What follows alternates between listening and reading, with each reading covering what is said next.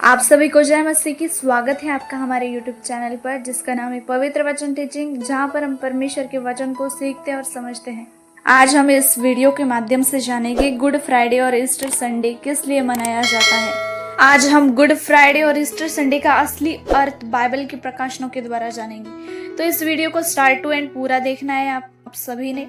यशायाह की पुस्तक उसका 53 अध्याय 5 वचन कहता, परंतु वह हमारे अपराधों के कारण घायल किया गया, वह हमारे अधर्म के कामों के कारण कुचला गया, हमारी शांति के लिए उस पर ताड़ना पड़ी कि उसके कोड़े खाने से हम चंगे हो जाए। अगर इस वचन को पढ़ते बहुत से भेद और रेवलेशन को हम रिसीव करते, तो वचन को आपने पूरा देखना है, क्योंकि ये वचन आपके लिए ब्लेसिंग का कारण ठहर सकता है अगर आप इस वीडियो को पूरा देखते हो।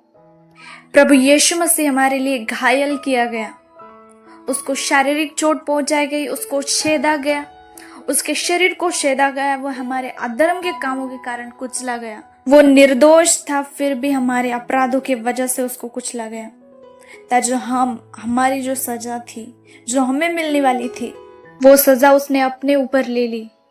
प्रभु को कीलों से छेदा गया, क्रूस के ऊपर टांगा गया। ये हम सबके अपराधों का दंड था जो प्रभु ने अपने ऊपर ले लिया। प्रभु को सिर्फ शारीरिक पीड़ा नहीं हुई, उसे मानसिक और आत्मिक पीड़ा भी हुई है। वो हर एक प्रकार का बोझ को लेकर कुचला गया, ताकि हम स्वतंत्र हो सके, हम छुटकारा को पा सके।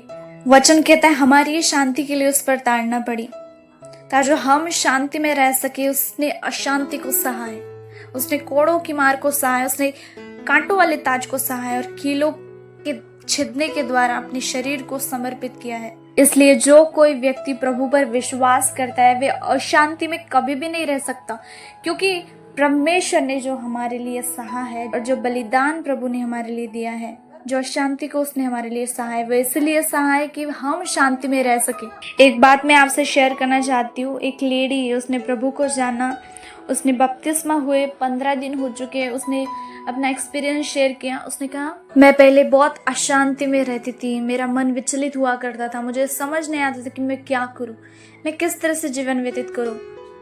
वो अशांति में चलती थी, लेकिन जब उसने बपतिस्मा लिया, उसने अपना एक्सपीरियंस शेयर किया, वो कहती है, मुझे अब इतनी शांति महसूस होती है कि मैं बहुत आनंद फील करती हूँ परमेश्वर की उपस्थिति में।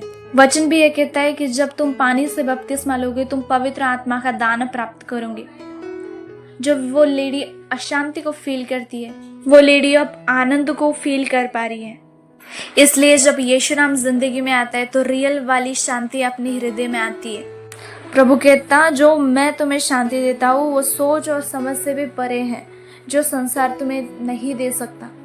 इसलिए मैं आपसे कहना चाहती हूँ, अगर आप प्रभु पर विश्वास नहीं करते और अशांति में है, तो मैं आपसे कहना चाहती हूँ, परमेश्वर प्रभु यीशु मसीह ही आपको शांति दे सकता है, आपको छुटकारा दे सकता है।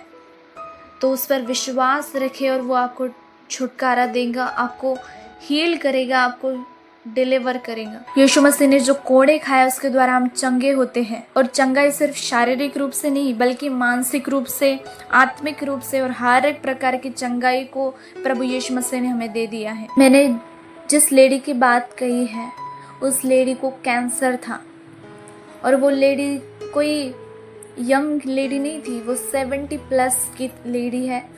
और जैसे ही उसको सुसमाचार को बताया गया, उसने विश्वास किया और वो चर्च आती रही। जो उसकी बड़ी बीमारी थी, कैंसर जैसी बड़ी बीमारी से वो ग्रसित थी, उसको परमेश्वर ने छुटकारा दिया और आज वो चर्च आती है, बिलीव कर लिया है, बपतिस्मा हो चुका है, शांति में चलती है, परमेश्वर की उपस्थिति में होकर चलती है, चर्च आती है और परमेश्वर की महिमा करती है। तो ये बहुत बड़ी बात है जो परमेश्वर ने उसके जीवन में की है।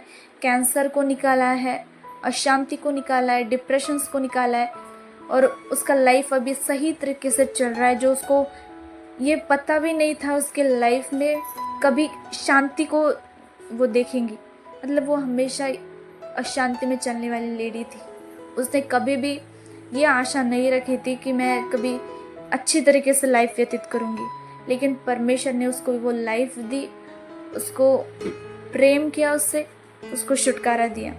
जो कोई प्रभु पर अब विश्वास करते हुए अशांति में नहीं चलता, क्योंकि जो चंगाई, जो शांति हमें मिलती है वो उसके पीड़ा खाने के द्वारा ही मिलती है। जो उसने पहले दुख को सहा है उसी के द्वारा हम आज ब्लेस्ड है, आशीषित है और छुटकारे को रिसीव कर लिया है। पत्रस भी यह लिखता है कि वह आप ही हमारे पापों को अपने देह पर लिए हुए क्रूस पर चढ़ गया, जिससे हम पापों के लिए मरकर धार्मिकता के लिए जीवन बिताए, उसी के मार खाने से तुम चंगे हुए हो। तो आज जो कोई भी बीमारियों में है तो उसको बिलीव करना है कि प्रभु यीशु मसीह ने हमारे लिए कोड़े खाए हैं, उसके ही लहू बहाने के द्वारा तुम चंगे होते हो।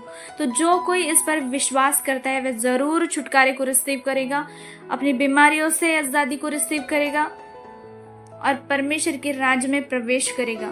इब्रानियों 9:22 में लिखा है, बिना लहू बहाए पापों की क्षमा नहीं। यीशु मसीह ने मानव जाति के लिए एक ही बार लहू बहा दिया। बस विश्वास करने की जरूरत है कि प्रभु ने हमारे लहू बहाया है और उसने हमें पापों से छुटकारे को दिया है। जो कोई उस पर विश्वास करता है वह अंधकार में नहीं रह सकता, उसने ज्योति को रिसीव कर लिया है। इसलिए परमेश्वर के बलिदान के ऊपर विश्वास करे। यूहन्ना 10:18 में लिखा है, कोई मेरे प्राण नहीं लेता, मैं स्वयं उन्हें देता हूँ। यानी प्रभु ने स्वयं अपने आप को हमारे लिए दिया। परमेश्वर ने अपने बेटे को हमें दिया क्योंकि हम पापों से छुटकारा पा सके और स्वर्ग में प्रवेश कर सके। मनुष्य के बीच में और परमेश्वर के बीच में एक ही बिश्नोई है, जिसे कहते हैं यीशु मसीह। हालेलुया। प्रभु यीशु मसीह ही मिडिएटर है और वो ही मध्यस्थता है। हालेलुया। तो उसी के द्वारा स्वर्ग में जाने का रास्ता है। इसलिए जो कोई उस पर विश्वास करेगा वह अनंत जीवन का वारिस होगा। तो इसलिए उसके बलिदान के ऊपर विश्वास करे। और जब तुम इस वचन के ऊपर विश्वास कर लेते हो तो आप अपनी लाइफ में छुटकारे को देखोगे, डिप्रेशन से छुटकारे को देखोगे, हैप्पी लाइफ जियोगे। वचन में कहा है, उसने प्रधानता और अधिकारों को ऊपर से उतार कर उनका खुल्लम खुल्ला तमाशा बना दिया और क्रूस के द्वारा उन पर जय जयकार की ध्वनि सुनाई दी।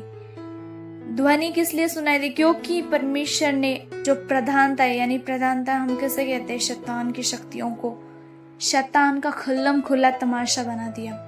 उसके जी उठने के द्वारा शैतान का खुल्लम खुल्ला तमाशा बन गया। उसने मृत्यु को जीत प्राप्त कर ली, मृत्यु के ऊपर जीत प्राप्त कर ली और शैतान को कुचल डाला, उसके अधिकारों को खत्म कर डाला। क्योंकि जब हम पाप में थे तो हमें ये अधिकार नहीं था परमेश्वर के राज्य में प्रवेश करने का। लेकिन प्रभु यीशु मसीह हमारे लिए आए, बहाया अपना लहू, क्रूस के ऊपर चढ़े, बलिदान हुए और हमें स्वर्ग का राज दिया। तो इसलिए ज़रूरी है उसके बलिदान के ऊपर बिलीव करना, ताकि हम अपने स्वर्ग को ना खोए।